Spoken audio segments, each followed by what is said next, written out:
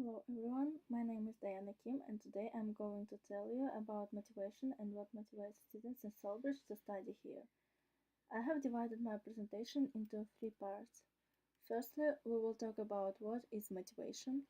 Secondly, I will tell you about more research. And finally, we will talk about key motivation techniques. Let's start. Why should we know what is motivation in business school? Most of you can think that it is related to psychology more than to business, but it is wrong. Motivation is one of the basic skills of good leader and manager. Why? Because good leader should know how to motivate his employees to do good work. There will be not any profit without unmotivated human resources. What is motivation? Motivation is an individual internal process that energizes, directs, and sustains behavior. It is a personal force that causes you or me to act in a particular way. In order to prepare my presentation, I talked to 10 students of Solbridge and asked them what motivates them to do things they do at school. Attend class, study for exams, do assignments, and etc. They wanted to stay anonymous, that is why I will not tell the name of students. First is attendance. 70% of students answered me that they attend classes every day only because it is 20% of final mark.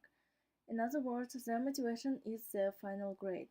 To attend class is the easiest way to get 20%. If you will not attend, you lose 20% and your GPA will be lower than it can be. It leads to losing scholarship. Other 30% answered me that their motivation is their desire to get knowledge and to prepare for exams. Here we can see that the strongest motivation to attend classes are fear to lose scholarship and easiest way to keep scholarship. Next one is participating in class. 100% answered me that they participate in class because it gives 20% of final mark. In other words, here we can see not only desire to get a good mark, also competing. If someone will start to participate in class, others will do the same. Why? Because they will see a competitor.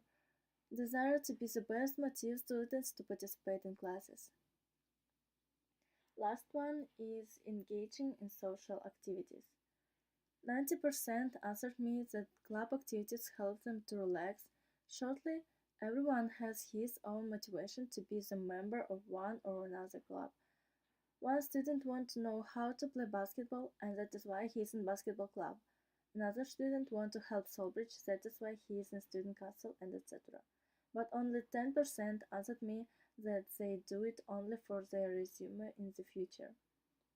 I have almost finished my presentation. Last theme is key motivation techniques. I will give you basic information. If you want to know more, you can find it in the book. First is management by objectives. MBO is a motivation technique in which managers and employees collaborate in setting goals. The primary purpose of MBO is to clarify the roles employees are expected to play in reaching the organization's goals. Next is job enrichment is a method of motivating employees by providing them with variety in their tasks while giving them some responsibility for and control over their jobs. At the same time, employees gain new skills and acquire a broader perspective about how their individual work contributes to the goals of the organization. Next one is flex time is a system in which employees set their own work hours within certain limits determined by employers.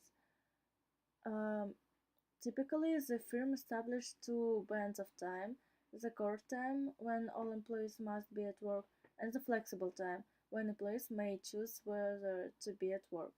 The only condition is that every employee must work a total of 8 hours each day. Next one is part-time work. It's a permanent employment in which individuals work less than a standard work week. The specific number of hours worked varies, but part-time jobs are structured so that all responsibilities can be completed in the number of hours an employee works. Part-time work is of special interest to parents who want more time with their children and people who simply desire more leisure time. One disadvantage of part-time work is that it often doesn't provide the benefits that come with a full-time position. Next one is job sharing. Um, it is an arrangement whereby two people share one full-time position. One job sharer may work from 8 a.m. to noon, and the other may work from 1 to 5 p.m. Or they may alternate work days. Job sharing is different than part-time work because two people share one single position, which is generally more skilled than a part-time position would be. A growing number of companies allow telecommuting, working at home all the time or for a portion of the work week. Email, cloud computing, smartphones, laptops and tablets, video conferencing, and overnight courses all facilitate the work at home trend.